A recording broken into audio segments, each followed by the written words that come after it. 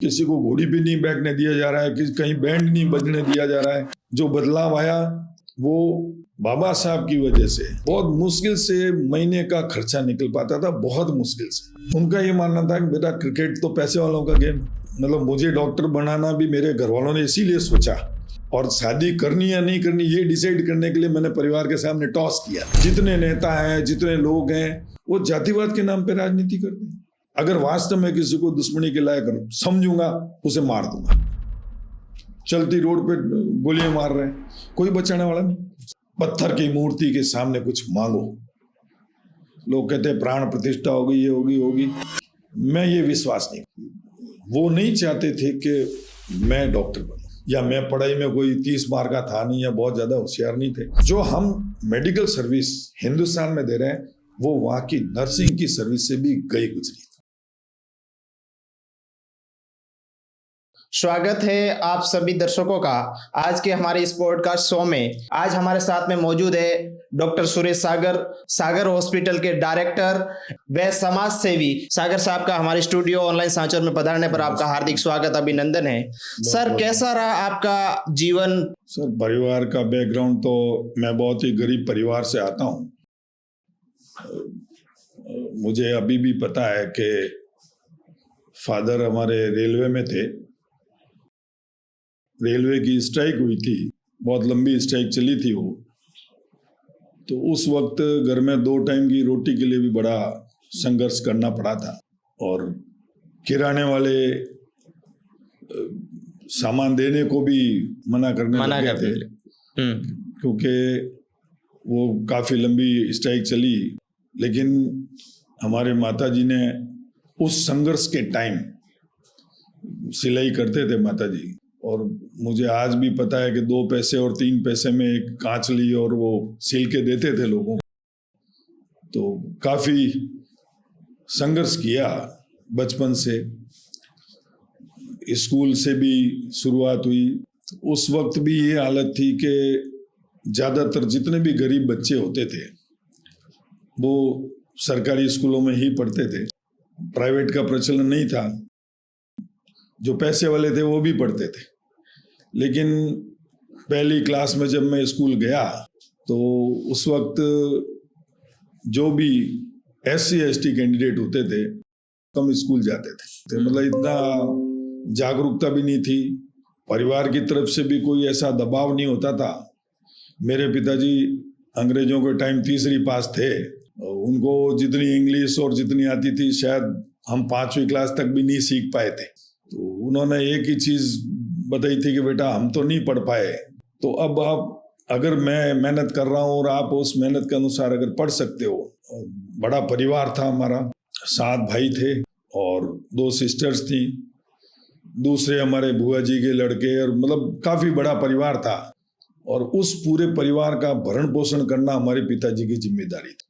लेकिन जो संघर्ष माता जी पिताजी ने किया, और जब हम स्कूल में गए, मैं 6 साल की उम्र का था उस वक्त, और स्कूल जब गए तो वहाँ पे पहले दिन हमें टाट पट्टी पे नहीं बैठने दिया। तो बड़ा अजीब लगा, क्योंकि ये माहौल हमने हमारे घर में नहीं देखा था। मेरे दादाजी खुद अंग्रेजों के ज़माने में अंग्रेजों के वहाँ काम किए हुए थे, और गर्मी की छुट्टियों में जब अंग्रेज बच्चों को लेके वो शिमला और घुमाने के लिए जाते थे। मेरे परदादाजी भी जोधपुर महाराजा के वहाँ रहे हुए थे। तो वो चीज हमने कभी देखी नहीं थी कि इस तरीके का भी माहौल हो सकता है। न परिवार में ऐसा कभी हमें दिखाया गया। पिताजी ने एक ही चीज हमें बचपन से सिखाई कि बेटा ना तो अत्याचार करना और ना अत्याचार सहन करना। क्योंकि अंग्रेजों ने भी डंडे मारे, और अगर आजाद होने के बाद भी अगर डंडे खाओगे तो फिर आपका फायदा क्या। तो उस परिस्थिति में जब हम स्कूल गए, और स्कूल में जब टाट पट्टी में नहीं बैठने दिया गया, और मैं जब आके घर पे बोला पिताजी को, मैंने पापा तो टाट पट्टी में नहीं बैठने दिया जाता, तो बोले बेटा क्यों? पता नहीं, काफी बच्चे थे जिनको टाट पट्टी में नहीं बैठने दिया गया। तो मुझे ऐसा लगा कि यार कारण क्या हो सकता है। तो पिताजी ने कहा बेटा तू पता करना, कारण पूछ के आना कि क्या टाट पट्टी नहीं है या कोई प्रॉब्लम है। तो जब हमने वहां जाके पूछा तो हमारे PTI थे जेठमल जी, उन्होंने कहा कि साले शेड्यूल कास्ट डेडे, तुम्हें टाट पट्टी कौन देगा। अब ये बात उस वक्त इतनी बुरी लगी, और जब मैंने आके पिताजी को कहा, मैंने कहा पापा मास्टर तो ऐसे बोलते हैं, तो बोले बेटा अगर ऐसा बोलते हैं तो तू तो नई टाट पट्टी लेके जा घर से, और तू 3 दूसरे बच्चों को बेटा जो नीचे बैठ रहे हैं। तो संघर्ष की कहानी तो शुरू से, और वो संघर्ष की कहानी हमारे मैं बड़ा खुशनसीब हूं कि मेरे पिताजी बड़े क्रांतिकारी विचारों के, और उन्होंने भी अपने जीवन में संघर्ष किया, और उस संघर्ष को हमने बड़े नजदीकी से देखा। मेरे 7 भाइयों में से सबसे ज्यादा पिताजी के साथ इंटरेक्शन रहा, और सबसे ज्यादा मैं मेरे पिताजी के साथ बैठा, घंटों में पिताजी के साथ बैठ के। कई बार पिताजी कहते थे कि यार दूसरे तो कोई भाई नहीं आते मेरे पास, तो तू ही मैक्सिमम मेरे पास। मैं कई बार कहता था मजाक में पापा उनको ज्ञान के, आपके ज्ञान की जरूरत नहीं है, तो उस ज्ञान को मैं अगर आपसे अर्जित कर पाऊं और मेरे जीवन में उनको उतार पाऊं, या जो आपके उद्देश्य पूरे नहीं हुए उन उद्देश्यों को मैं पूरा कर पाऊं, उन गरीब लोगों की कुछ हेल्प कर पाऊं, जिन पे अत्याचार हो रहा है उनको मैं मिटा पाऊं, तो मैं अपना आपको धन्य समझूं। इस तरीके से स्कूल से शुरू हुए, फिर धीरे धीरे बढ़ते बचपन से हमने एक मोहल्ले में एक कमेटी बना रखी थी। जो हम 8-10 साल के हुए तो सब बच्चे इकट्ठे होके कि बाहर से अगर कोई दूसरा बंदा आता है या अननोन, तो उससे पूछा जाए भाई तू किसको पूछ रहा है क्या। जैसे पुराने जमाने में गाँव में हुआ करता था, तो वो गाँव में कोई अनजान आदमी आते ही पूछते थे। वो हमें इसलिए लगा कि यार हमारे मोहल्ले की सिक्योरिटी के लिए बहुत जरूरी है, और उस भावना को लेके हम संडे को, जैसे हमारे स्कूल की छुट्टी होती थी, तो उस दौरान मोहल्ले की नालियां साफ करना, साफ सफाई करना, जो हमारे खेलने का ग्राउंड था, मतलब संडे के दिन हमारे ये काम फिक्स होते थे। फिर स्कूल से जब हम कॉलेज में आ गए, रांची कॉलेज में, तो उस टाइम मैं एनएसएस का इंचार्ज बना। तो जोधपुर किले में, जसवंतड़ा में, जो भी सार्वजनिक जो जगहें होती थी उनमें सफेदी करना, साफ सफाई करना। एनएसएस के कैंप लगते हैं, 10 दिन के कैंप लगते थे, तो ये सारे सेवा कार्य। और सेवा कार्य करने का कारण ये था कि यार किसी भी काम करने में हमें आपको घृणा नहीं होनी चाहिए, क्योंकि हर इंसान ये काम करता है। और सुन रखा था कि यार विदेशों में तो कोई नौकर चाकर नहीं होते, और वहां तो आपको बाथरूम भी खुद को ही साफ करना है, घर भी साफ करना है, घर के बाहर भी सफाई खुद ही को करनी है। तो वो एक दिमाग में था कि यार जब हमारे आदर्श जितने भी पुराने जो रहे, लाल बहादुर शास्त्री जी रहे, चाहे सुभाष चंद्र बोस रहे, जो मेरे बहुत तगड़े आदर्श रहे हैं, वो क्रांति के साथ साथ वो समाज को बदलने की भी हिम्मत रख, और उनके पास कुछ विचार थे। सामाजिक स्तर पे जो बदलाव आया वो बाबा साहब की वजह से, अंबेडकर साहब की वजह से, जो गरीब तबके में हिम्मत आई। संविधान की तो इतनी बहुत ज्यादा जानकारी नहीं थी, लेकिन चूंकि अब मीडिया का जमाना है, लोगों को पता लग रहा है, और ये धीरे धीरे जैसे जीवन आगे बढ़ा, जैसे हम समझे। फिर कॉलेज में आए तो हमने थोड़ी यूनियन को बड़ा किया। जहाँ किसी गांव में अत्याचार हो रहा है, जहाँ कहीं कोई बदमाशी हो रही है, कोई किसी को घोड़ी पे नहीं बैठने दिया जा रहा है, कहीं बैंड नहीं बजने दिया जा रहा है, वहां हम पहुंचते थे। वो फिर शुरू से इसलिए किया कि यार अगर बदलाव करना है तो अगर मैं ये चाहूं कि भगत सिंह मेरे पड़ोस में पैदा हो, सही बिल्कुल सही है, नहीं होगा। जिस भगत सिंह ने इस देश के लिए अपनी कुर्बानी दी, तो कम से कम हम इस लायक तो हैं कि यार थोड़ा बहुत जितना बदलाव, हमारी जितनी श्रद्धा है, जितनी हम कर सकते हैं, क्योंकि गरीब परिवार था तो बहुत ज्यादा रिसोर्सेज नहीं थे। तो उन परिस्थितियों में फिर ये था पैसे कहाँ से लाओ, घर से तो आपको मिलेंगे नहीं, घर की इतनी आय नहीं थी, बहुत मुश्किल से महीने का खर्चा निकल पाता था, बहुत मुश्किल से। उस कंडीशंस में मैंने क्रिकेट टूर्नामेंट कराने शुरू किए जोधपुर में। तो उस एक क्रिकेट टूर्नामेंट के मैं 1000 रुपए लेता था, और एज ए ऑर्गेनाइजर आपको किसी के नाम की अगर मेमोरी टूर्नामेंट करवाना हो तो आप मुझे 1000 रुपए दें। वो क्रिकेट टूर्नामेंट कराते थे और बहुत शानदार कराते थे। तो आगे से आगे लोग चाहते थे कि यार हमारा भी क्रिकेट टूर्नामेंट कराओ आप, मैनेजमेंट पूरा।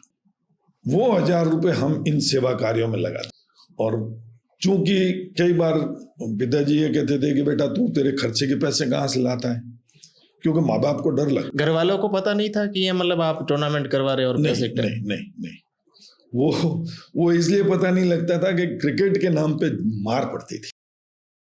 तो क्रिकेट खेलना अलाउ नहीं था, और उनकी वजह थी कि उनका ये मानना था कि बेटा क्रिकेट तो पैसे वालों का गेम है और जो जिनके पास पैसा है, जो साधन संपन्न लोग हैं, वो खेले। तुम ये समय बर्बाद मत करो, क्योंकि अगर तुम समय बर्बाद करोगे तो फिर तुम पढ़ाई में पीछे रहे। और ये उनका मानना सही भी था। मेरा सिलेक्शन होने के बावजूद भी मुझे 1 साल इंटर यूनिवर्सिटी में नहीं खेलने देने मतलब मना कर दिया, नहीं जाना, परमिशन नहीं मिली। लेकिन मेरे जो कोच थे मानवेंद्र सिंह जी, जो आज भी हैं, मतलब मैं उनकी बहुत कदर करता हूँ। उन्होंने मेरे को क्रिकेट बहुत अच्छा सिखाया। उन्होंने मुझे कुछ कड़वी बातें बोली कि तुम खेलना सीख गए हो तो तुम्हें घमंड आ गया है, तुम लोग तो अप्रोच लगाते हैं जोधपुर टीम से खेलने के लिए, ऑल इंडिया लेवल पे खेलने जाओगे और तुम मना कर रहे हो इंटर यूनिवर्सिटी लेवल पे। तो मैंने कहा सर ऐसा नहीं है, मेरी मजबूरी है, और वो मजबूरी मैं आपको नहीं बताना चाह रहा कि मैं मेरे जेब में 100-200 रुपये भी लेके चल पाऊँ खेलने के लिए। उस टाइम मुझे अच्छी तरह से पता है 15 रुपये हमें पर डे मिलते थे। जोधपुर टीम से इंटर यूनिवर्सिटी खेलने जाने के लिए 15 रुपये मात्र पर डे डीए मिलता था। और जिस दिन मैच होता था उस दिन खाना वहाँ ग्राउंड पे मिल जाता था। उन परिस्थितियों में जब मैं क्रिकेट छुप के खेलता था, लेकिन जिस दिन अच्छी परफॉर्मेंस रहती उस दिन अखबार में आ जाता। तो जैसे ही अखबार में आते ही घर पे पिताजी मारते। फादर क्या अखबार पूरा एक पन्ना पढ़ते थे, तो वो देखते बेटे का नाम आया, उस दिन मार पड़ती थी। फिर मार पड़ती तो खाना नहीं मिलता था, रात को सो जाते थे। तो माताजी को बड़ा दुख होता था। माताजी छुप के लाके वो रात को सोए हुए में वो खा ले। इतनी मार खाई क्रिकेट पे, उसके बावजूद भी पता नहीं क्या जुनून था एक क्रिकेट का, कि सुबह जैसे फादर रेलवे में 6:30 बजे ड्यूटी पे जाते थे और शाम को 4 बजे आते थे। तो जिस दिन हमें जाना होता था उस दिन ये सोचते थे कि पिताजी के 4 बजे आने से पहले हम पहले घर आ जाए, वापस आ जाएंगे। सही है, नहीं तो मार पड़ेगी। लेकिन नहीं आ पाते थे, कई बार चूक जाते थे, फिर कोई भाई भी शिकायत कर देता था। तो यूं करके क्रिकेट के नाम पे भी खूब मार खाई। हाँ, मैं ऑफिशियली मेरे पिताजी ने मुझे परमिट किया मेरे मेडिकल में एडमिशन के बाद, और परमिशन इसलिए दी क्रिकेट खेलने की कि रोहित ठाकर थे, मानवेंद्र सिंह जी, जोधपुर के। अच्छा। रोहित गांव है पाली डिस्ट्रिक्ट में, तो वहां के ठाकुर थे और वो मेरे पिताजी के बचपन के दोस्त। तो उन्होंने मुझे अपनी टीम में, ऑलराउंडर क्लब था, और उससे खिलाने के लिए मुझे कहा कि यार तू मेरे क्लब से खेल, तू अच्छा खेलता है। मैंने कहा सर मेरे पिताजी मारेंगे और उन्होंने मना किया हुआ है कि नहीं खेलना। तो अभी जो मैं खेलता हूँ, 1-2 मैच खेलता हूँ, वो छुप के खेलता हूँ। मानवेंद्र जी को ये पता नहीं था कि भाई पिताजी को पता नहीं है, ये चुपके से? नहीं, मानवेंद्र सिंह जी को पता ही नहीं था मैं किसका लड़का हूँ। तो मानवेंद्र सिंह जी को मैंने बताया, मैंने साहब निस्तलाल जी का लड़का हूँ मैं। कह रहे यार वो तो हमारे केरला गांव में रहने वाले थे। मैंने कहा बिल्कुल वहीं मेरे पड़दादा तो वहीं। तो कह गए ठीक है, वो तो मेरे साथ बचपन में खेले हुए। मैंने कहा सर तो आप कोई सॉल्यूशन बताओ तो मेरे आगे रास्ता खुले। फिर वो घर पे आए और उन्होंने कहा करे, मेरे पिताजी बड़े खुश हुए कि रोहित ठाकर साहब घर आए। उन्होंने सोचा उनके बचपन की दोस्ती को याद दिलाया। उन्होंने कहा नेस्ताराम कैसे हो, क्या है, और तुम्हारा बेटा इतना अच्छा खेलता है, तुम इसको खेलने नहीं दे रहे हो। पिताजी ने कहा कि साहब हमारी माली हालत ऐसी नहीं है कि क्रिकेट पे इतना ज्यादा ध्यान दे, और इस वजह से इसको मना किया हुआ था। और चूंकि ये लाचू कॉलेज के हमारे प्रिंसिपल थे, वो भी चाहते थे कि मैं कोचिंग कैंप में जाऊं, खेलूं। लाचू कॉलेज टीम से मैं खेलता था, तब भी पिताजी ने मना कर दिया कि नहीं खेलना। तो वहां से भी मेरे को कोचिंग में नहीं जाने दिया, इंटर यूनिवर्सिटी में मेरे को नहीं जाने दिया एक साल। हाँ, दूसरे साल जब मैंने कहा पापा इस तरीके की बात है, और पहले मैच इसलिए आ रहे कि हमारे बैट्समैन की परफॉर्मेंस अच्छी नहीं थी, तो सेकंड ईयर मुझे जाना दिया। फिर मानवेंद्र सिंह जी ने समझाया कि यार बच्चा अगर अच्छा खेलता है और इसको मैं मेरे क्लब से खिलाना चाह रहा हूँ, तब पिताजी ने कहा कि ठीक है चलो खिलाओ। और वो मेरी जिंदगी का ऐसा मैच था जिसमें मेरे पिताजी मैच देखने आए, और रेलवे वर्कशॉप के काफी लोग आते थे देखने। 11 से 12 बजे उनका लंच होता है रेलवे वर्कशॉप का, एम्प्लॉइज का। तो वो काफी मैच देखने आते थे। वो जाके पिताजी को कहने लगे कि यार आपका बेटा इतना अच्छा खेलता है। अब वो धीरे धीरे पिताजी के मन में थोड़ी मतलब हमारे प्रति थोड़ा दया भाव भी जागा कि यार इतना मार खा के भी खेलता है, और कुछ तो जुनून है। प्लस फिर मानवेंद्र सिंह जी ने, ठाकर साहब ने आके बोला, तो फिर पिताजी को लगा कि चलो ठीक है। उसी दौरान मेरा मेडिकल में एडमिशन हो गया, तो फिर थोड़ा क्रिकेट खेले, और क्रिकेट खेले तो फिर हम 2 बार ऑल इंडिया टूर्नामेंट भी जीते क्रिकेट के। तो सर जोधपुर अंडर 19 में डूंगरपुर सील्ड खेला, कॉल्विन सील्ड खेला, जितने स्टेट लेवल्स के सारे टूर्नामेंट खेले। अभी भी आप क्रिकेट खेलते हैं क्या? अभी क्रिकेट खेलते हैं, 2 घंटे सुबह जाता हूँ। अभी कुछ दिन से थोड़ा बंद किया हुआ है, क्योंकि जाने का कारण ये है कि यार जो जुनून तो मरता नहीं। मैं ये बिल्कुल सर, जुनून कभी नहीं मरता। बंदर बूढ़ा हो जाए लेकिन गुलाज खाना नहीं भूलता। सही है सर, सही है। इतने बड़े परिवार में सर आप भले पले बड़े हो, तो फिर अब इतने बड़े जॉइंट फैमिली का आपके जीवन पे कोई असर नहीं पड़ा क्या? देखो साहब, मैं ये मानता हूँ कि जॉइंट फैमिलीज होना बहुत जरूरी है। आदमी सहनशील होता है। हाँ, एक कॉमन फैमिली में अरे रहते साहब, मतलब आप सोच भी नहीं सकते कि बिल्कुल सर। आपको जो प्रॉब्लम्स फेस करने की जो हिम्मत आती, आज जो लोग सुसाइड करते हैं, लोग जो मतलब अभी जो डाटाज हैं हमारे मेडिकल के, जो उसमें 80-85% लोग मानसिक रोगी हैं, डिप्रेशन के शिकार हैं, कहीं न कहीं उत्तेजना के शिकार हैं, वो सुसाइडल टेंडेंसीज डेवलप होती है। आपका एग्रेशन होगा तो क्या करोगे? या बीवी को मारोगे या बच्चों को मारोगे। तो वो जॉइंट फैमिली में नहीं होता था। आपने कोई गलती करी, बड़ा आपको थप्पड़ मार देता, रोकने वाले बहुत होते थे।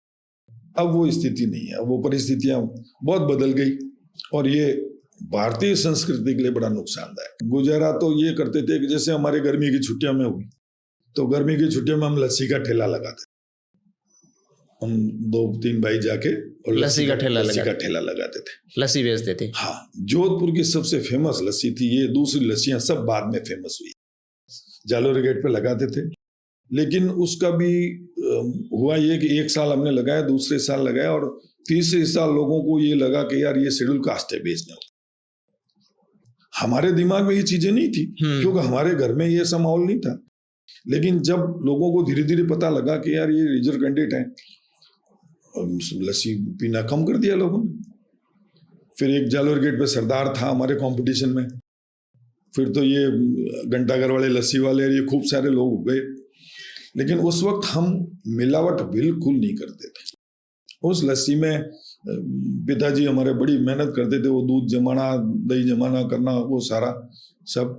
हाँ, वो दौर ऐसा था जब हमारे घर की आर्थिक स्थिति अच्छी हुई। अच्छी इसलिए हुई कि रोज के 20 परात दही हम बेच देते थे लस्सी का। और मुझे अभी भी पता है कि हम सब भाइयों ने मिलके 2000 रुपए इकट्ठे किए थे उस जमाने में, लस्सी बेचकर। बहुत बड़ी बात थी, मतलब बहुत बड़ी बात थी। जब बहुत बड़ी उपलब्धि थी। मेरे पिताजी की तनख्वाह 350 रुपए थी पर मंथ, और उस वक्त 2000 रुपए इकट्ठे कर लेना बहुत बड़ी बात थी। तो हमें ये लगा कि यार मेहनत तो करके अपन इसको सक्सेस तो कर सकते हैं। और सभी भाइयों में ये भाव था कि यार हम पिताजी की कैसे हेल्प करें, परिवार की कैसे हेल्प करें। तो जब गर्मी की छुट्टियों में ये करते थे, और दीपावली की छुट्टियों में अक्सर लोगों के घरों में जाके सफेदी करते थे। तो जो प्रोफेशनल लोग होते थे वो सफेदी के ज्यादा चार्ज लेते थे। आप पहले से ही भाप लेते थे कि भाई यहाँ कैसे कितना चार्ज लेना है। हम ये मोहल्ले में जो 4-5 लोग, मेरे एक मौसी का लड़का था, कालू नाम था, तो वो और हम सब जाके मिल के, और भाई किसी के घर में 150 में अगर सफाई हो रही है, 150 रुपए में पूरे घर की सफेदी, तो हम उसको 100 रुपए में कर देंगे, 50 रुपए कम लेंगे। तो हमारा क्या जाएगा, हमारी तो सिर्फ मेहनत है। तो आपका शरीर भी स्वस्थ रहेगा और मेहनत भी हो जाएगी, और परिवार भी आगे बढ़ेगा। फिर जब लस्सी का बंद किया तो फिर आइसक्रीम बेची, आइसक्रीम का ठेला चलाते थे। ऐसा बचपन का आपका कोई मजेदार किस्सा? मजेदार तो क्या, मेरे एक एपिसोड है, मैं 12 साल का था, और मतलब मुझे डॉक्टर बनाना भी मेरे घर वालों ने इसीलिए सोचा कि मैं 12 साल का था, और हमारे क्या मुर्गियां थी, तो एक मुर्गी बड़ी बदमाश थी, वो चंचल बहुत थी, और उसको अंदर पिंजरे में शाम को बंद करना होता था। तो वो उतर नहीं रही थी, और माताजी ने मेरे को कहा कि बेटा तू जाके उसको उतार। छत से? वो किसी से, हाँ, छत से, वो किसी और से उतर नहीं रही है। तो मैंने उसको उतारने के लिए, वो जैसे आई बीच में, हाँ। और उसके साथ साथ उस छज्जे से सीधा मैं नीचे। अच्छा। मुर्गी के साथ साथ मुर्गी भी उड़ गई, आप भी उड़ गए? और मैं भी साथ साथ नीचे। तो मैं नीचे आके बैठ गया ऐसे फालकोटी लगा के, बिल्कुल आपकी मुद्रा में, जैसे कोई संत बैठे हो, महात्मा बैठे हो। और आवाज आई आंगन के अंदर, धम करते ही दम आई, तो फिर दादाजी भाग के आए कि यार क्या गिरा, कोई चीज गिरी। दादाजी ने देखा कि मैं वहां बैठा हूं। फिर मदर ने, माताजी आए, माताजी ने कहा मैं इसको मुर्गी लाने के लिए बोला था और ये तो ऊपर गया हुआ था, ये नीचे कब आया? तो मुर्गी तो नीचे आ गई। तो दादाजी हमारे क्या बड़े साइकोलॉजिकली वो बड़े स्ट्रांग थे। तो उन्होंने कहा कि यार इसको ऐसा नहीं हो ऊपर से गिरा और कोई शॉक लगाओ या इसकी आवाज चली जाए। कई उन्होंने ऐसे किस्से देखे हुए थे अपने जीवन में जो हमें सुनाते थे वो बाद में। तब मेरे को उन्होंने बोला कि बेटा सुरेश, तो मैंने कहा हाँ दादाजी, कि तू ऊपर से नीचे गिर गया, तू ऊपर गया हुआ था, तू नीचे कब आया, तो नीचे कैसे आया? फिर मैंने रिवाइंड हुआ मुझे कि मैं ऊपर उस मुर्गी के साथ नीचे, और फिर मैं रोया और फिर घर वालों ने मुझे उठा के रेलवे हॉस्पिटल, मेरे फादर और रेलवे में थे तो रेलवे हॉस्पिटल ले गए। 12 फीट ऊपर से गिरा है, 15 फीट ऊपर से तो कहीं लगी होगी। तो वो एक्सरे किया वगैरह, कुछ चोट थी नहीं। तो मैं जिस मुद्रा में बैठा, वो महाराज वाली मुद्रा में, तो वो पलटी मार के, तो दादाजी ने कहा कि भाई ये तो महाराज है, इसके कहीं चोट ही नहीं लगी। तो वो बचपन से मेरा नाम महाराज उन्होंने रख दिया, और सभी मोहल्ले में वगैरह में, घर में सब महाराज ही कहते थे, सुरेश नाम से मुझे कोई नहीं बुलाता था।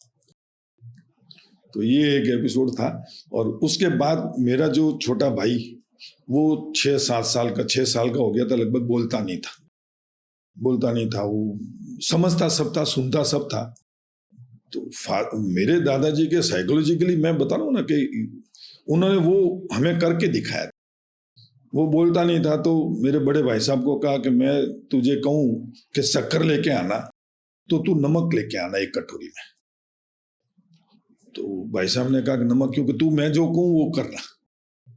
तो अब छोटा भाई जो था 6-7 साल का नहीं बोल रहा था, उसको तो पता था कि वो नमक है, क्योंकि वो रोज खाता था खाने में।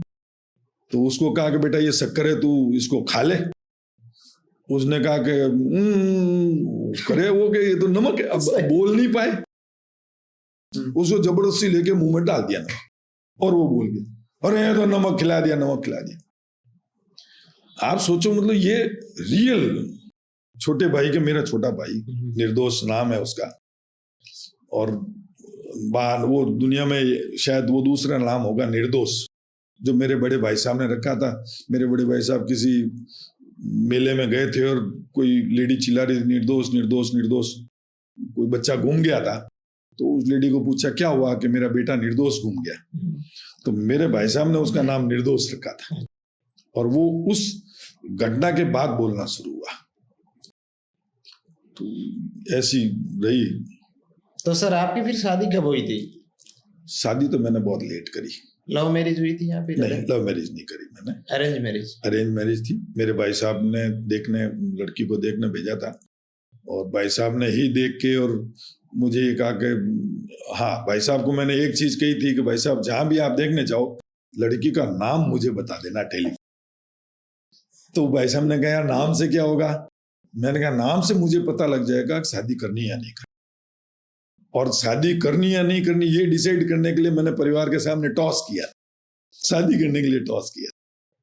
तो वो करने का कारण ये था कि जीवन का उद्देश्य ये था कि यार आप कितनी हेल्प कर पाओ, जीवन बहुत छोटा है, और इतने छोटे जीवन में अगर मैं मेरी जिम्मेदारी में उलझ जाऊंगा तो शायद मैं वो अचीवमेंट नहीं कर पाऊंगा। मेरे पिताजी के सपने हैं, जो मेरे समाज के सपने हैं, जो मैं करना चाह रहा हूं, कहीं न कहीं वो बाधा पारिवारिक जीवन में पड़ेगी। डर लगेगा, जो मैं कभी नहीं डरा, और मौत से कभी डर नहीं लगा। और नहीं लगने का कारण ये था कि पिताजी ने मेरी मदर को कितनी बार पीटा होगा इस बात पे कि हाउ आया बाऊ आया, इस तरीके से कभी हमें नहीं डराया गया। किसी भी परिवार के सदस्य को किसी माँ ने ये नहीं डराया कि बेटा सो जा, या वो डरा के, किस चीज का डर, बिल्ली आ रही है सो जा, वो आया, वो डर कहीं ना कहीं बच्चे के दिमाग में उसके मानसिक विकास को रोकता है। और वही कारण मैं समझता हूं कि जितने गरीब लोग थे, जो पिछड़े लोग हैं, SC ST हैं, जो गरीब कह सकता हूँ, SC ST भी जरूरी नहीं, हर गरीब की ये मन स्थिति होती थी कि उसको डर लगता था कि वो सिचुएशन कैसे फेस करेगा, क्योंकि परिवार में ऐसा कोई आपका गाइड नहीं होता। और जब भी जो भी गाइड हुए, हमारी खुशकिस्मत ये है कि बाबा साहब जैसे हमारे गाइड हुए, और भी मेरे ज्यादातर दोस्त ब्राह्मण हैं, और वो इतने अजीज दोस्त हैं, लेकिन वो दोस्ती मेरी जातिवाद को लेके नहीं है। मैंने कभी जातिवाद के नाम पे कोई घृणा नहीं फैलाई या कहीं कोई कड़वाहट नहीं बोली। हाँ, मैंने अपने आप को सुधारने की कोशिश करी कि मुझे मेरे जाति नाम पे कोई गाली ना दे, बस। और मैं हमेशा ये चाहता था कि जितने भी SC ST लोग हैं वो अपने ऐसा प्रभुत्व बनावे, ऐसा काम करे जो सर्वहित के काम हो। मेरे एक एडवोकेट थे, वकील साहब, शंकरदयाल शर्मा जी के जवाई, उस टाइम शंकरदयाल शर्मा जी राष्ट्रपति हुआ करते थे। तो वो मेरे विरोधी एडवोकेट थे, लेकिन जब उन्होंने मेरे पास आए और मुझे ये कहा कि आपकी जिंदगी खराब हो जाएगी, आप मेडिकल स्टूडेंट हो, और तब मैंने मेरे फादर को उन्होंने कहा कि साहब ये जेल में जाएगा और इस तरीके से झगड़े करता है, बड़ा एग्रेसिव है, और तो पिताजी ने कहा कि अगर ये गलत है तो इसको सजा मिलनी चाहिए, और अगर ये सही है तो मैं इसे लड़ने की परमिशन देता हूं। उसका नतीजा ये रहा कि उन वकील साहब ने, आज वो इस दुनिया में नहीं है, अगले का केस छोड़ दिया था, और मेरा केस उन्होंने फ्री लड़ा।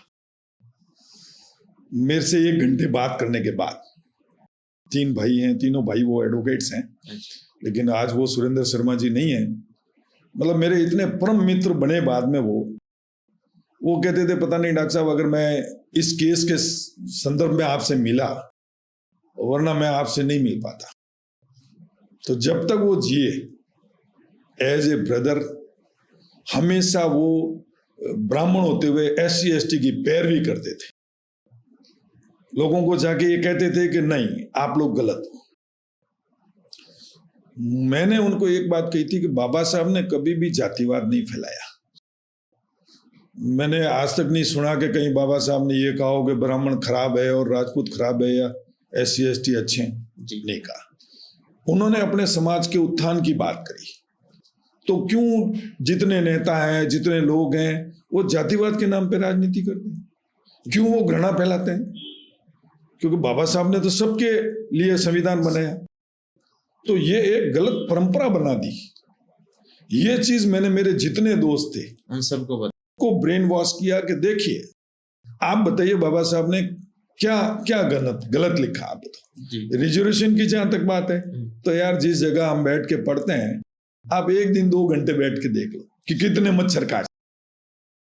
वास्तविकता ये, मच्छरदानी तो बहुत बड़ी बात हुआ करती थी। बचपन से जब हम सब भाई पढ़े, तो बीच में एक वो लैंप होता था, चिमनी, वो रख के, और उसके ऊपर वो कांच का गोला अगर कभी फूट जाता था तो गोले लाने के पैसे नहीं होते थे। तो ये होता था कि यार लाएंगे, और उस टेबल के चारों तरफ भाई बैठ के हम सब पढ़ते थे। तो उन परिस्थितियों को हमने देखा हुआ था, लेकिन कभी हमारे दिल में किसी भी अदर कास्ट के नफरत नहीं आई।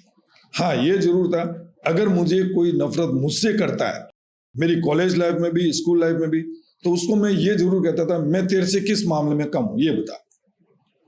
और अगर मैं कम हूं, अगर मैं कमजोर हूं, तो मैं उस मेरी कमजोरी को सुधारूं। और आज भी मैं सबको यही कहता हूं, आप अपने आप को इस मुकाम पे पहुंचाओ कि आपसे घृणा करना बंद कर दें। वो प्रबुद्ध लोग आपके पास आएंगे चला के, आप उनको सेवाएं दो ना। आप घृणा किस बात की? मैं तो मेरे दुश्मनों को भी अगर कोई आए तो भी उसका इलाज करूंगा। मेरे मोहल्ले में एक झगड़ा हुआ था, मेरे छोटे भाई ने कोई मारपीट कर दी थी, वो मेरे नर्सिंग होम में आए थे जोधपुर में, तो मैंने उनके टांके लगाए थे। सब लोगों ने कहा डॉक्टर साहब ये तो आपके भाई के झगड़ा हुआ और आपके भाई के भी लगी उसको, मैंने वो आएगा तो उसको बिठा के लगाऊं, क्योंकि मेरा डॉक्टरी प्रोफेशन है और मैं नहीं चाहता मैं दुश्मनी जीऊं। जीवन में एक चीज जरूर सोच के रखी थी, अगर वास्तव में किसी को दुश्मनी के लायक समझूंगा उसे मार दूंगा। तो लिस्ट बनाता था डेली किसको कितने पीटना है, कितने किसको दुश्मन मारना है। भाई आप भी मतलब उस लेवल पे जाना चाहिए ना, दुश्मनी भी तो बिल्कुल सही है। ऐसे ही मजाक मजाक तो नहीं है।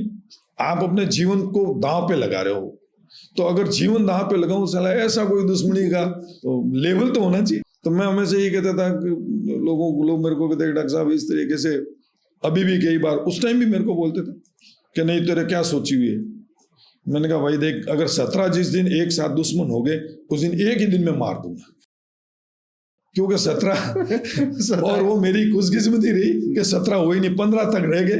15 से फिर वो धीरे धीरे कम होने लगे।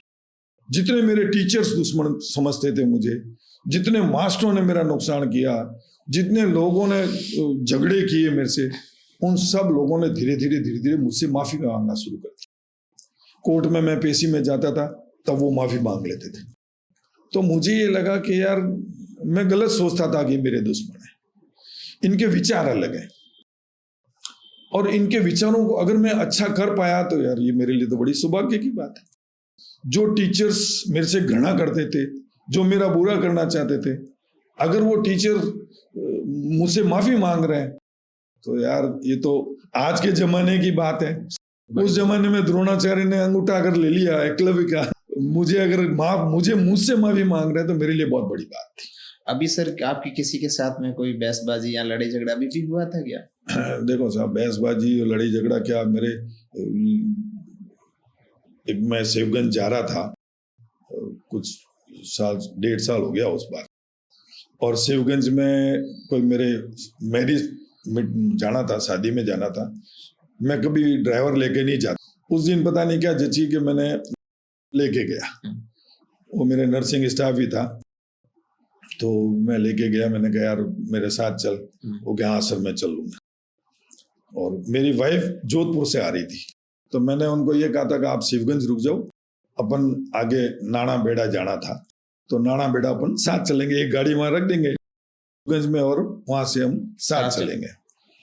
तो शिवगंज के जो हाईवे के मोड़ से जैसे मैं मुड़ा, और वहां शायद वहां वो एक गैंग थी उनकी लोगों की, वो वहां लूटपाट करते थे, क्योंकि जिस स्टाइल में वो आए, 4-5 लोग मोटरसाइकिल पे गाड़ी को घेरा और मुझे एक आग नीचे उतर। तो मेरे समझ में नहीं आई बात कि भाई क्या हुआ, क्योंकि मैं वो सूट वूट में था, मैं टाई वाई में था, तो उनको ये लगा कि बढ़िया बढ़िया मौका पड़ा है, अच्छी पार्टी आई, लूट लो। तो मैंने कहा भैया आप गलत हाथ डाल रहे हो। बोले तू नीचे उतर। तो कांच मेरे गाड़ी के बंद थे और उन्होंने लात मारी गाड़ी के। तो मैंने मेरे ड्राइवर को ये कहा था कि तू गाड़ी में बैठना और वीडियो बना। आज ये 6-7 लोग हैं, जिस तरीके से हिम्मत से आए हैं, ये हमेशा यहाँ लूटपाट करते होंगे, क्योंकि आसपास दुकानें भी थी 2-4, तो कोई नहीं आ रहा था। एक दारू का शायद ठेका भी था वहां आसपास कहीं। तो मुझे ये लगा कि यार आज मेरे पिताजी ने बचपन से कह रखा था बेटा भगवान वहां भेजेगा जहाँ कोई अत्याचार मिटाना हो।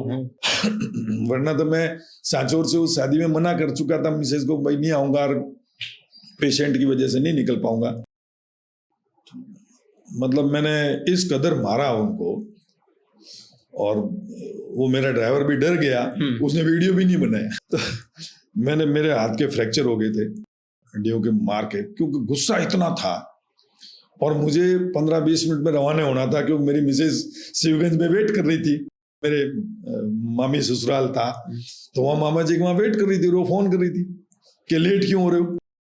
अब मैं क्या बताऊं कि मैं लेट क्यों हो रहा हूं। तो ये था 15-20 मिनट में इस एपिसोड को खत्म करना है आपको। मारा, फिर वो हाईवे जाम हुआ, रोड जाम हो गया, लोगों ने देखा, मैंने कहा यार इस तरीके से लूटपाट, फिर लोगों ने मारना शुरू किया। मैं ये लुटेरे हैं। फिर वो दुकान वाले है कि साहब भाई साहब ये ऐसा अक्सर करते हैं, मैंने कहा यार आप लोगों ने आज तक इनकी कंप्लेन नहीं करी कि साहब क्या कंप्लेन करें, ये तो हमारे यहाँ से दारू फ्री में पी जाते हैं, होटलों में खाना फ्री में खाते हैं, आज आप पहले आदमी जो इनको पीट के जा रहे हो। फिर उन्होंने माफी मांगी, जो जिनको पीटा, मेरा ड्राइवर भी वो निकला और उनके वो मोटरसाइकिल लात मारे, वो गिरा रहा था मोटरसाइकिल। मैंने कहा तू, तेरे को कहा था वीडियो बनाना कि सर वो तो मैं तो घबरा गया कि आप अकेले और ये 6-7 थे। और उसकी वजह ये थी कि मैं बॉक्सिंग खेला हुआ था, और खेला इसीलिए था कि बंदूक चलाना, बॉक्सिंग करना, तलवार चलाना, ये सारा चीज सीखी थी, और बॉक्सिंग स्टेट चैंपियनशिप खेला। तो करने का कारण ये था कि यार जब भी मुझे अगर इच्छा हो तो मुझे तो बचाऊं, लेकिन अगर किसी को बचाने जाऊं तो उसको तो बचाऊं, वरना मैं अगर खुद को ही नहीं बचा पाऊंगा तो अगले को कैसे बचाऊंगा। तो ये ऐसी घटना थी। हाँ, उसके बाद मेरे हाथ के बैंडेज बांध कर मैं गया, मिसेज को बताया नहीं, लेकिन मेरे शर्ट वाइट पहनी हुई थी, वो सूट पहना हुआ था और उस पे वो खून के दाग लगे तो शर्ट पे। तो मिसेज ने कहा ये क्या हुआ? मैंने कहा वो थोड़ा बाद में, अपन रास्ते में चलते वक्त शिवगंज से जब बेड़ा चलेंगे तो मैं रास्ते में सुना दूंगा क्या हुआ। वो ड्राइवर ने फिर सुनाया कि सर ने ऐसा ऐसा झगड़ा हो गया और मारा पीटा। मेरे को कहा अभी भी आप मारपीट करते हो? अरे मारपीट मैंने नहीं करी भाई। हाँ, ये मैं हमेशा कहता हूं कि सेल्फ डिफेंस हर नागरिक को आना चाहिए कि वो अपनी खुद की रक्षा तो कम से कम कर ही पाए। आने वाले समय में ये सबसे बड़ी विडंबना रहेगी, एकल परिवार हो गए, आपको बचाने वाला कोई नहीं होगा। आप खुद कैसे बचेंगे, ये सबसे बड़ा सोशल जो सिक्योरिटी का मामला है, ये बहुत बड़ा रहेगा। कोई सरकार नहीं सोच रही, कोई नेता नहीं सोचता, और कोई परिवार खुद भी नहीं सोच रहा। आज गांव में लोग बहुत सुरक्षित हैं, गांव में एक चिल्लाता है तो लोग इकट्ठे हो, शहर में कोई नहीं आता, ना कोई बचाने आएगा। अभी देखो आप, वो देखेंगे कितनी घटनाएं हुई है, मतलब चलते भीड़ में रोड पे चाकू मार देते हैं लोग, चलती रोड पे गोलियां मार रहे हैं, कोई बचाने वाला नहीं, क्योंकि हर आदमी अपने आप में इतना उलझा हुआ है, वो सुलझ ही नहीं रहा, वो अपनी पारिवारिक जिम्मेदारियों से ऊंचा नहीं उठ रहा है। और वास्तव में आम पब्लिक की यही हालत है कि वो अपनी जिम्मेदारियों से दब गया, बोझ तले दब गया, तो उस लाइफ को एंजॉय नहीं कर पा रहा है। आप जिन लोगों ने स्वाद ही नहीं चखा जिंदगी का, उस एंजॉयमेंट का, तो उनको पता ही नहीं कि एंजॉयमेंट होता क्या है। कोई दारू पी के एंजॉय कर रहा है, कोई नशा करके एंजॉय कर रहा है, कोई जुआ खेल के, ये एंजॉयमेंट नहीं है।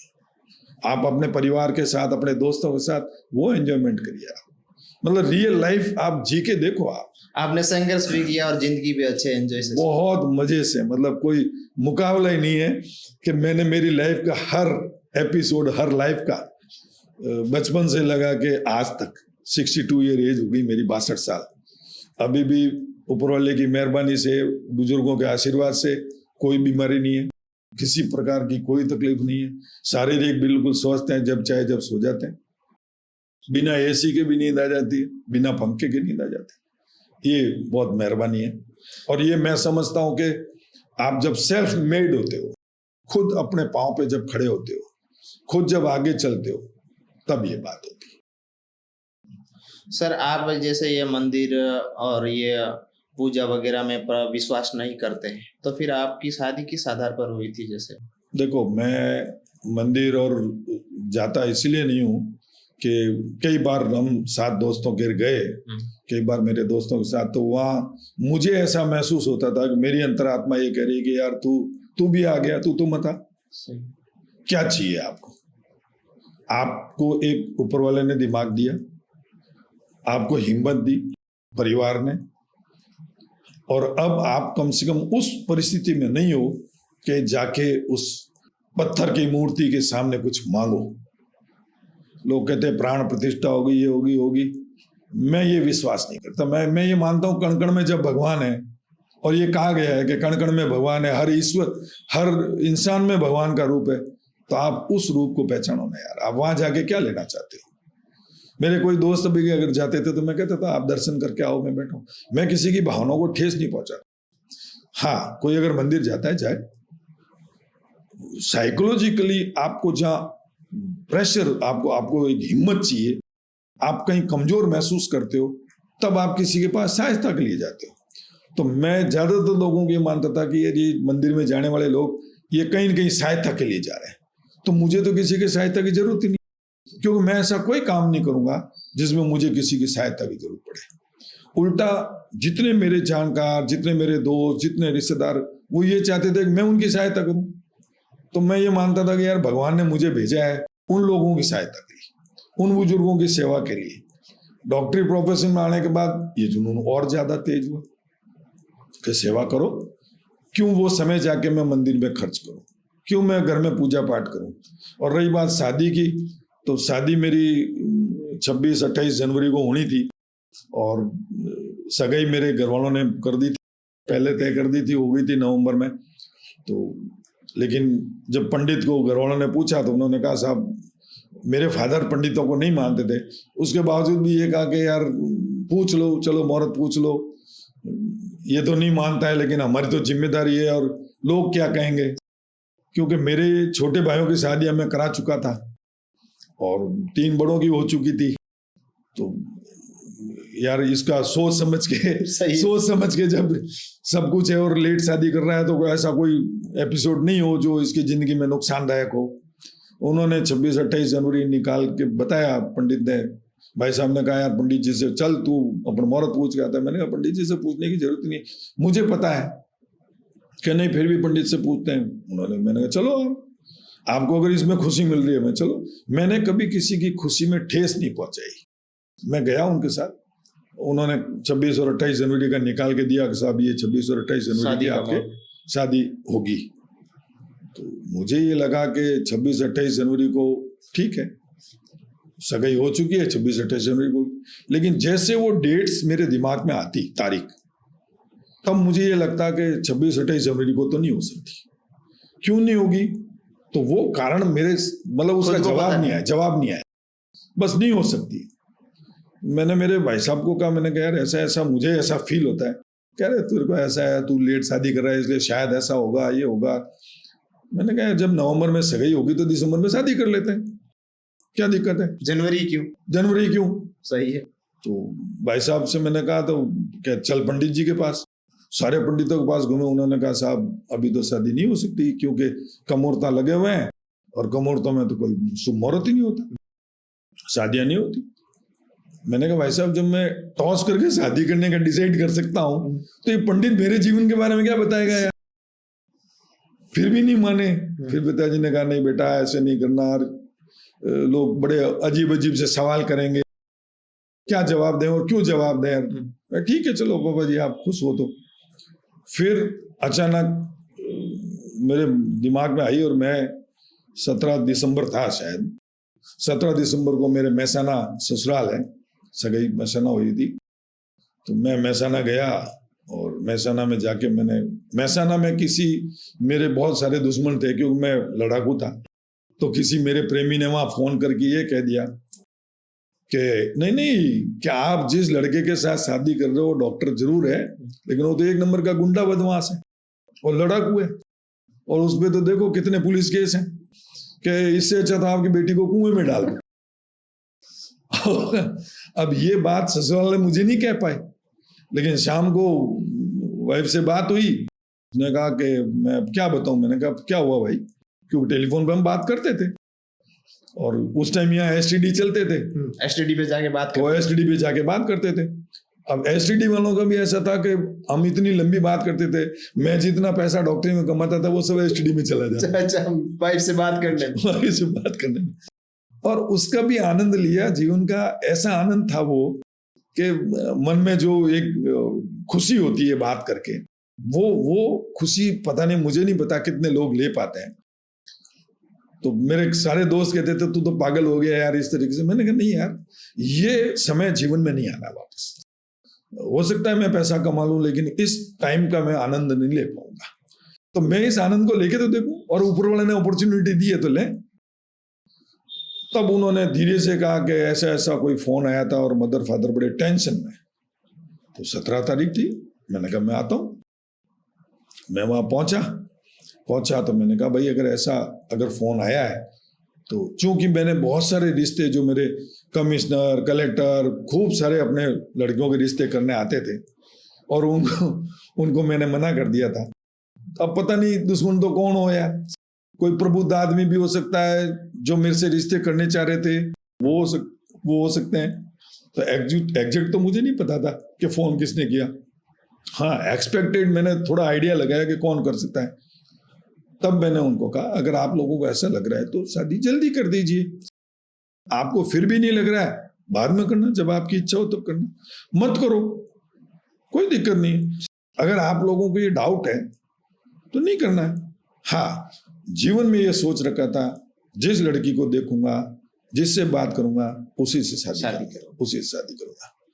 और वो सोच जो शादी तक पहुंची बात, वो मेरे भाई साहब ने जब लड़की देखी, मुझे कहा तू जाके बात कर सगाई से पहले। तो मैंने कहा भाई साहब ऐसा कोई मीटर नहीं बना जिसमें मैं लड़की के लगाऊं और पता चल जाए यार लड़की कैसी। कि यार तू डॉक्टर हो के ऐसी बात कर रहा है। अरे डॉक्टर की बात नहीं है, मैं मेरी जीवन संगिनी चाहता हूं जो मेरे सुख दुख में काम आए। और ऐसा कोई दुनिया में कोई क्राइटेरिया नहीं है जिससे मैं देख पाऊं। जोधपुर की क्या परंपराएं बहुत खतरनाक थी, तो गुजरात वाले लड़की नहीं देना चाहते थे। अच्छा, जोधपुर नहीं देना चाहते। मेरे ससुराल वालों ने बिल्कुल साफ सुथरा मना कर दिया था। भाई साहब ने जब बात करी कि नहीं हमें जोधपुर रिश्ता नहीं करना, लेकिन भाई साहब को लड़की पसंद आई। भाई साहब ने मुझे नाम बताया था, दीपिका नाम है। मैंने उनको कह दिया था हाँ कर दो। और हाँ करने के बाद मैंने कहा था अगर वो लड़की मना कर दे बाद में रिश्ता नहीं हो तो मेरे जीवन में शादी नहीं लिखी हुई है। और इस चीज को भाई साहब को बड़ा डर लगा कि यार अब वो लड़की वालों ने तो मना कर दिया और अब मैं कैसे कहूं। तब भाई साहब ने मुझे कहा तू एक बार मैसाना जा। मैंने क्यों जाऊं? उन्होंने मुझे अंदर की बात बताई नहीं कि वास्तविकता क्या है। हाँ, फिर मैंने भाई साहब को कहा ठीक है आप आइए, मैं हम साथ चलते हैं। हम जाके आए, उसके बावजूद भी उन्होंने रेस्पॉन्स नहीं दिया। मेरे भाई साहब हम जाके आए तब भी उन्होंने बहुत ज्यादा रेस्पॉन्स नहीं दिया। हाँ, अचानक एक 4-5 दिन बाद, कुछ दिन बाद मेरे जच्ची के यार एक बार फोन करके उनको पूछूं कि भाई आपको रिश्ता करना है या नहीं करना है। तो मैंने टेलीफोन किया और लड़की नहीं उठाया था। और मैंने कहा भाई आपकी मम्मी जी से बात कराइए। मैं कहा मम्मी जी से बात कराइए। तो बड़ा अजीब लगा कि बिना रिश्ते के मैं मम्मी जी बोल रहा हूँ। तो बात कराई उन्होंने। कहा, मैंने कहा ऐसे अगर आप लोगों को कोई इंक्वायरी करनी हो, आना हो, क्योंकि मुझे 2 दिन बाद जोधपुर जाना है और मुझे पता लगा कि आप लोग इंक्वायरी करने आना चाह रहे हो सांचौर, तो आप आइए। 2 दिन बाद मुझे जोधपुर जाना है, फिर आप मेरी एब्सेंस में आओ तो अच्छा नहीं लगेगा, तो आपको अगर आना है तो। उन्होंने कहा ठीक है हम कल आते हैं। नेक्स्ट डे वो आए विद फैमिली। आके उन्होंने देखा किया सब कुछ, फिर वापस चले गए। तब तक भी उन्होंने कोई डिसाइड नहीं किया। हाँ, ये था कि लड़की जब साथ आई तब मैंने उनको कहा अब आप लोग आए, अब अगर आप जोधपुर चलोगे, ये सांचौर की सुविधा दे के आप रिश्ते की हालिया हाँ मत कहो, एक बार मेरे साथ जोधपुर चलो। हमारे घर में अच्छी कुर्सी भी नहीं है बैठने की, ढंग की कुर्सी भी नहीं है। आप इस तामझाम को देख के रिश्ता मत करना अपनी बेटी का। आपने पहले ही कह दिया। हाँ बिल्कुल, आप पहले मेरे जोधपुर चलिए और जोधपुर चलते वक्त आप ये सोच के चलना कि जैसे मैंने हाँ बोली और मेरे पिताजी सगाई कर देंगे। तो उन्होंने मजाक समझा। मैंने बालोतरा से फोन किया पिताजी को। मैंने कहा पापा जी लड़की वाले और लड़की भी आई हुई है और हम जोधपुर आ रहे हैं। ठीक है। मेरे पिताजी ने सारी वो सगाई की तैयारी कर ली पहले से ही। मेरे सारे दोस्तों को इन्फॉर्म कर दिया, डॉक्टर्स को, कि भाई आ जाओ शाम को इतने बजे 6 बजे पहुंचेगा, आ जाओ आप सब लोग। सबको इकट्ठा कर लिया। हम वहां जैसे पहुंचे, पिताजी ने तो लड़की के हाथ के उंगली का नाप लिया। लड़की की जो दीपिका है उनके कजन सिस्टर का वहां ससुराल था जोधपुर में, हमारे बहुत ज्यादा पड़ोस में ही थे, तो वो वहां गई हुई थी। तो मेरे भतीजे ने जाके उनको बुलाया कि आंटी जी आपको घर पे बुला रहे हैं। तो बड़ा अजीब लगा कि यार बिना रिश्ते के आंटी जी और बोले। भतीजे ने जाके आंटी जी बोला। तो बड़ा शक्ल अजीब सी थी उनकी। वो आए, पिताजी ने नाप लिया और एक दोस्त को मेरे डॉक्टर नेमी हैं, डॉक्टर नेमी चंद, उनको भेज दिया लेने के लिए, अंगूठी लेके आओ। अब अंगूठी लेके आए सब कुछ, तो लड़की को बड़ा यूं मुझे ऐसा लगा कि लड़की के चेहरे से कि यार वो नहीं चाह रही कि इस तरीके से सडनली अचानक बिना सोचे समझे आप रिश्ता कर दो, सगाई कर दो।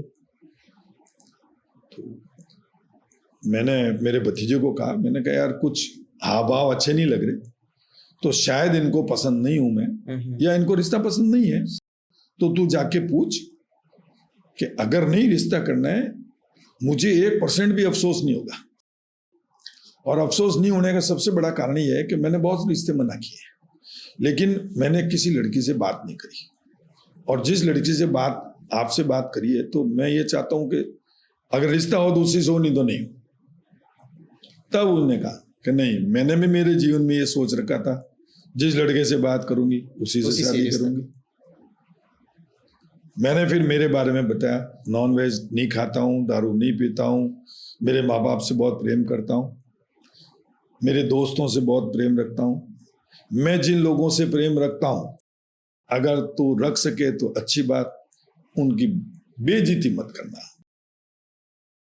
और इस पूरे शादी के एपिसोड में मेरा डॉक्टर नेमीचंद मेरा दोस्त है, वो मेरा मतलब ये शादी का सबसे बड़ा कर्णधार वही है कि हम जब महसाना मैं और मेरा दोस्त गए तो उसने ये कहा कि नहीं, बिना बात करे तो हम लड़की से जाएंगे नहीं। अब मुझे नहीं पता था कि एक्चुअल में मेरे मन में भी यही था और लड़की के मन में भी यही था, और वो बात ही फिर आगे बढ़ी और इस तरीके से मेरी सगाई होगी। उस सगाई के बाद मेरे ससुर ने कहा कि ऐसे थोड़ी सगाई होती है। तब पिताजी ने कहा भाई ये तो हमने कर ली, अब आप लोगों को सगाई करनी है आप वहां और कर लेना महसाना, हम महसाना आ जाएंगे। तो फिर मेरे पूरा परिवार हम महसाना भी गए, तो 2 बार सगाई होगी, एक बार जोधपुर में हो गई, एक बार महसाना में हो गई। सर, आपके डॉक्टर बनने के सफर की जब बात करते हैं तो आपके मन में क्या ख्याल आया कि मुझे एमबीबीएस करनी चाहिए? नहीं, देखो उस जमाने में मैं 9th में था और मुझे जब बायोलॉजी दिलाई गई थी तो मैं अपने आप को इतना मानसिक मजबूत नहीं समझता था कि क्या करना है। अच्छा। तो मेरे जो बड़े भाई साहब थे लक्ष्मी नारायण जी, वो इंजीनियर थे और उन्होंने जिस तरीके से हमारे परिवार को पाला, अच्छा। मैं नहीं समझता कि वो जमाना बीत गया कि जितना प्रेम हम भाइयों में आपस में था वो अभी नहीं रहा है, सोच भी नहीं सकते। नहीं है आज। वो राम और भरत भी पीछे थे। वास्तविकता कहूं कि उन भाई साहब की बदौलत आज हमारा परिवार पूरा खड़ा हुआ। किस तरीके से उन्होंने खुद ने संघर्ष करते हुए हमारा ध्यान रखा। अच्छा। और हर चीज को तो उन्होंने ये कहा था कि यार एक भाई बायोलॉजी ले, एक कॉमर्स ले, एक आर्ट्स ले, एक वकील बन जाओ, एक, क्योंकि वो डिप्लोमा करके इंजीनियर बने थे, तो सब भाइयों को अलग अलग सब्जेक्ट दिलाए थे। तो मुझे ये कहा कि यार तू महाराज और तू मतलब इस तरीके से तेरे विचार भी हैं जो बचपन से थे कि भाई सेवा भाव करना, जानवरों को पालना, पेड़ पौधे लगाना। मैं मेरे घर के बाहर हमेशा पौधे लगाता था, लेकिन वो बड़े नहीं कर पाते थे कि पानी टाइम पे नहीं पिला पाए या जानकारी नहीं थी। तो कि यार तेरे को सब चीजों का बड़ा प्रेम भाव है, तो इस प्रेम भाव का ये है कि तू डॉक्टर बन, बायोलॉजी ले ले। मैंने ठीक है भाई साहब बायोलॉजी दिला दो। तो 11th में पहली बार मैंने पैंट पहनी और लंबे हाइट लंबी हो गई थी। अच्छा। लेकिन निकर पहनते थे, तो भाई साहब ने कहा अभी इतना लंबा हो गया है और अब निकर में अच्छा नहीं लगता। तो 11th में भाई साहब ने मेरे को पहली बार पैंट पहनाई कि बेटा पैंट ले ले तेरी। ठीक है भाई साहब पैंट पहना दो। और साल में एक बार स्कूल जब नए खुलते थे तब कपड़े सिलाते थे और अगर वो फट गए तो फिर वो कारी लगा के जाओ, फिर वो रफू करके जाओ, फिर वो अगले साल ही होगा। जूतों के नाम पे एक 5वीं रोड पे जोधपुर में जो ये चमड़े के जूते बनते हैं और नीचे का सोल टायर का होता है, तो सब भाइयों के साल में एक बार वो जूते बनवाने जाते थे। तो वो एक साल में एक बार वो जूते सैंडल टाइप बनते थे, वो सैंडल बनवाते थे। अच्छा। मुझे आज भी पता है कि वो शायद 1.5 या 2 रुपए में बनता था जूता। अच्छा। ये एपिसोड रहे। तो फिर आपने एमबीबीएस की पढ़ाई कब और कहाँ से शुरू की थी? एमबीबीएस की पढ़ाई फिर लाचू कॉलेज में रहा। अच्छा। एडमिशन न्यू गवर्नमेंट स्कूल से हम लाचू कॉलेज में आए। तो लाचू कॉलेज में मतलब भारत बंद था, और भारत बंद के दौरान जो नेता थे, मैं उन लोगों के नाम नहीं लेना चाहूंगा, वो नहीं चाहते थे कि मैं डॉक्टर बनूं। अच्छा। क्योंकि मेरे ऐसे विचार थे कि यार आप सबकी स्टूडेंट्स की हेल्प करो, जो आपके साथ रह रहा है उसकी हेल्प करो, सही। लड़ाई झगड़ों में आगे रहना। तो एक पर्टिकुलर कौम ऐसी थी जो झगड़ों में ही रहती थी, उनका काम यही था कि झगड़ा करना, ठोकना पीटना, पैसे लेना, और उस पैसे से वो दारू पीना और मौज मस्ती करना। तो मैंने जब पीएमटी का एग्जाम पहली बार दिए तो मुझे नहीं पता था कि मिनिमम मार्क्स कितने चाहिए, क्योंकि और फिर हमारे एक टीचर ने ये कह दिया था कि मिनिमम मार्क्स 50% चाहिए, जबकि बाद में मुझे पता लगा था कि 35% मिनिमम मार्क्स चाहिए एक सब्जेक्ट में। अच्छा। तो एक साल मेरा लाचू कॉलेज में यूं खराब हुआ। अच्छा। मैं पीएमटी एग्जाम नहीं दे पाया। हाँ, दूसरी साल जब देने लगा तब जिस पीएमटी में एग्जाम देने गया और उन लोगों ने मुझे घेर के झगड़ा किया। अच्छा, वहीं कॉलेज के अंदर न्यू कैंपस के मतलब अंदर, मुझे उस एग्जाम से रोकने के लिए। लेकिन मैं मेरी किस्मत कहूँ या मेरी हिम्मत मेरे परिवार की दी हुई कि मैंने उनको मार के, ठोक के, भाग के, और गेट पे मेरी साइकिल थी मेरे पास, मैं छोड़ के भागा और मैंने वो एग्जाम दिया। लेकिन मैं 15-20 मिनट लेट हो गया था एग्जाम में, तो मुझे अंदर नहीं जाने दिया गया, क्योंकि वहाँ एग्जाम में तो दरवाजे बंद कर देते, नहीं जाने देते। तो जोधपुर वाइस चांसलर से, लाचू कॉलेज के प्रिंसिपल से बात कराई, और प्रिंसिपल को मैंने बताया था, मैंने कहा सर ऐसा ऐसा हो गया, ये झगड़ा हुआ मेरा, चूंकि कॉलेज लाचू कॉलेज में भी मेरा झगड़ा हो चुका था पहले। अच्छा। तो प्रिंसिपल को ये सारी जानकारी थी कि यार ऐसा झगड़ा हो सकता है। तब प्रिंसिपल ने फिर वाइस चांसलर से परमिशन लेकर मैं आधे घंटे लेट एग्जाम में भी, उसके बावजूद आज डॉक्टर बन के बैठा। अच्छा, आपने एमबीबीएस की पढ़ाई सारी जोधपुर से ही की थी? मैंने एडमिशन मेरा जयपुर में हुआ, और जयपुर में एडमिशन लेने का कारण भी ये था कि मैं वहाँ एडमिशन, जोधपुर मेरे झगड़े बहुत हुए थे, और एडमिशन मेरा डेंटल में लिया था, क्योंकि उस टाइम डेंटल कॉलेज मतलब जोधपुर का, राजस्थान का फर्स्ट बैच था हमारा डेंटल का। तो डेंटल में एडमिशन लिया कि यार फर्स्ट बैच में 10 स्टूडेंट हैं, और जो हेड ऑफ डिपार्टमेंट है डॉक्टर हाथी साहब, वो जोधपुर के हैं, तो अपने को थोड़ा प्रेफरेंस मिलेगा और रहेगा। फिर वो रीसफलिंग में मेरा मेडिकल में एडमिशन हुआ, और मेडिकल में एडमिशन फिर मैं जयपुर में रहा थोड़े दिन। रैगिंग पीरियड मेरा लगभग जयपुर में निकला। ये कौन से सत्र की बात है? ये 83 की बात। 83 में आपका एमबीबीएस हो गया था? 83 में मेरा एडमिशन हुआ। और लेकिन वहाँ जयपुर में भी मैंने जाके ये देखा कि मैं उससे पहले क्रिकेट खेल चुका था जोधपुर टीम से, लेकिन जयपुर मेडिकल कॉलेज की टीम ने मुझे मेडिकल टीम से भी नहीं खिलाया, और नहीं खिलाने का कारण था कि यार इसको नहीं खिलाना, ये जूनियर मोस्ट है। तो मेडिकल में भी ऐसी भावना थी कि जूनियर को तो सिवाय रैगिंग के मारो, उसको रैगिंग लो और बस उसको दबा के रखो। एमबीबीएस के टाइम भी आप? एमबीबीएस में भी ऐसा था, और वो परिस्थिति फिर मैंने मेरे कैप्टन को भी बोला, हमारे डॉक्टर राजू मुतकवी थे, उनको बोला था, मैंने कहा बॉस मेरे को कम से कम टीम से तो खिलाते। जब मैं जोधपुर टीम से खेला हुआ हूँ, डूंगरपुर शील्ड खेला हुआ हूँ, कॉलविल शील्ड खेला हुआ हूँ, स्टेट के सारे टूर्नामेंट खेला हुआ, तो फिर मेरे को कम से कम अपनी जयपुर मेडिकल कॉलेज जीत जाती। उन्होंने नहीं खिलाया। मेरे रिक्वेस्ट के बाद उन्होंने 15 की टीम में मुझे जरूर ले लिया। तो उस मैच में मैंने 3 रन आउट करा दिए थे। फील्डिंग ऐसी थी जो मैं अजरुद्दीन वगैरह जो हम फील्डिंग करते हैं, मतलब उस तरह की फील्डिंग थी कि बॉल मेरे पास से निकल ही नहीं सकती। अच्छा। कैच मैं छोड़ ही नहीं सकती, और उस फील्डिंग की बदौलत मैंने 3 रन आउट कराए थे। तो वहां जो राजस्थान के सेलेक्टर्स बैठे थे, वो जानते थे मुझे, तो उन्होंने कहा कि नेक्स्ट 15 दिन बाद राजस्थान टीम का सिलेक्शन ट्रायल है और तुम्हें आना है। मैंने ठीक है सर, आ जाऊंगा। तो परफॉर्मा भरते हैं। उस दौरान राजस्थान के बेस्ट प्लेयर्स का भी एवरेज, मतलब बैटिंग का एवरेज 20-25 रन एवरेज था। तो मैंने कहा सर राजस्थान की ऐसी टीम जिसका बेस्ट एवरेज ही 20-25 रन है, उससे खेलने से क्या फायदा।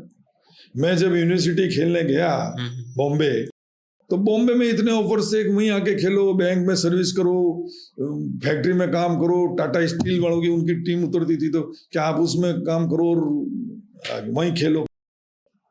लेकिन जीवन में खेलने का उद्देश्य नहीं था।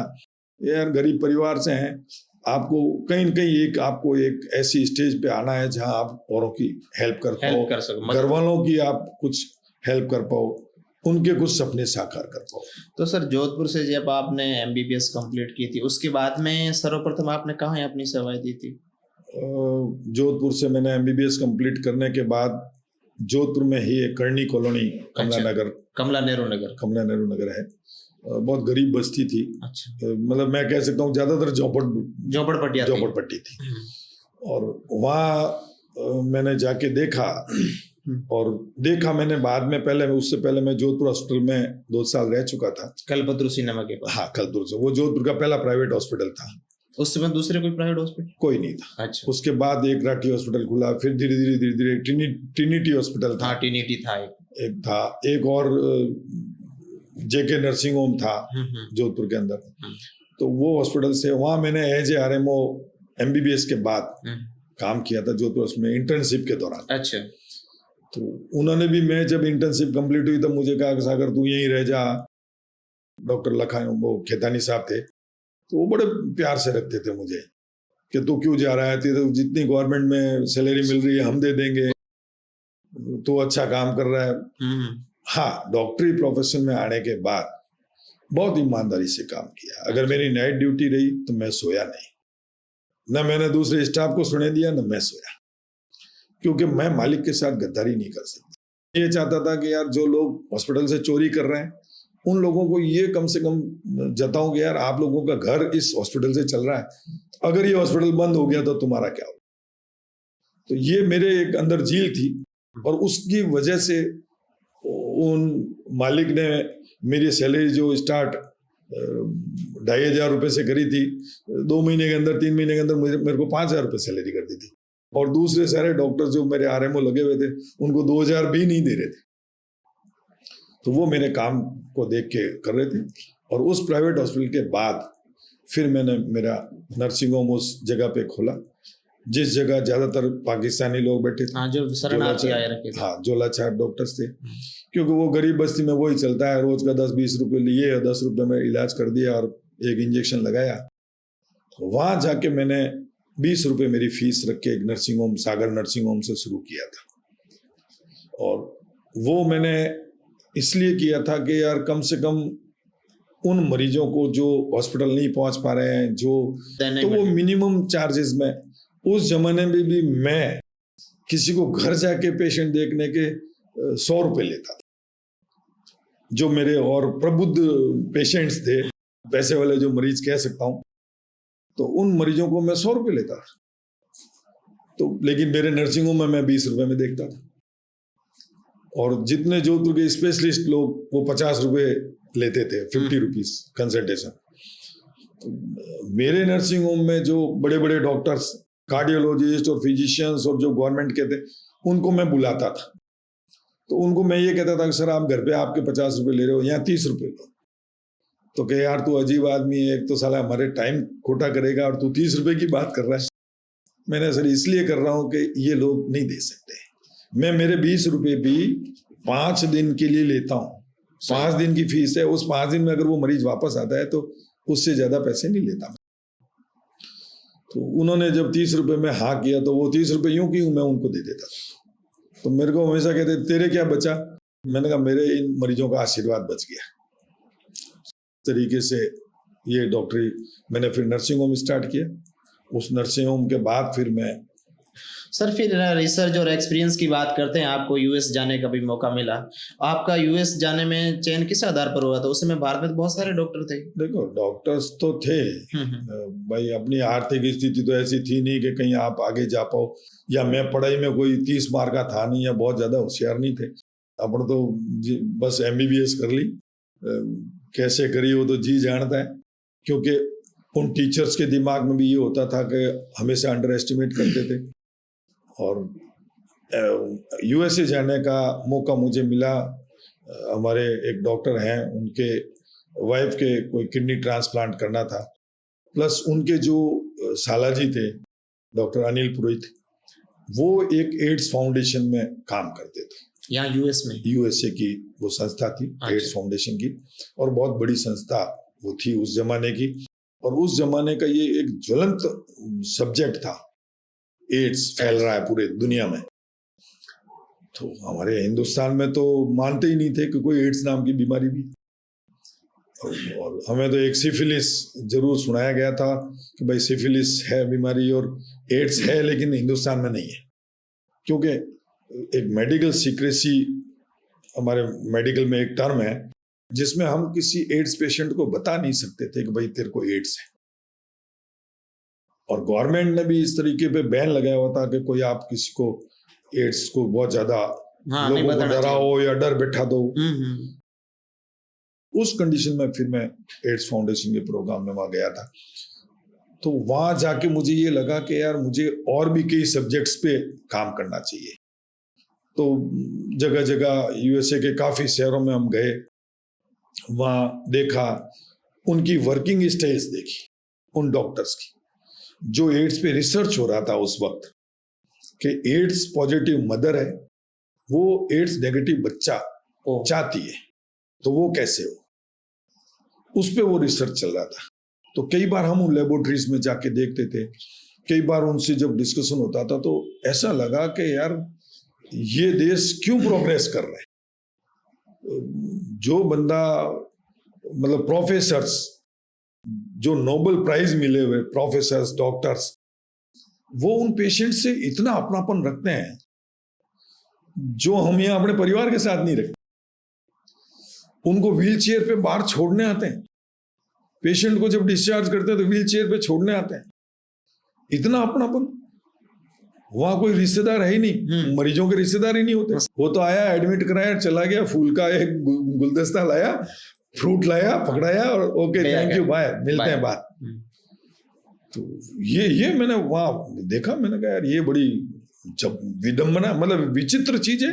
हमारे लिए बड़े धक्के की बात है कि हम अपने आप को हिंदुस्तानी कहते हैं और बड़े सामाजिक कहते हैं और बड़े संस्कारी कहते हैं, तो यार हम तो कहीं नहीं टिकते इन लोगों के सामने।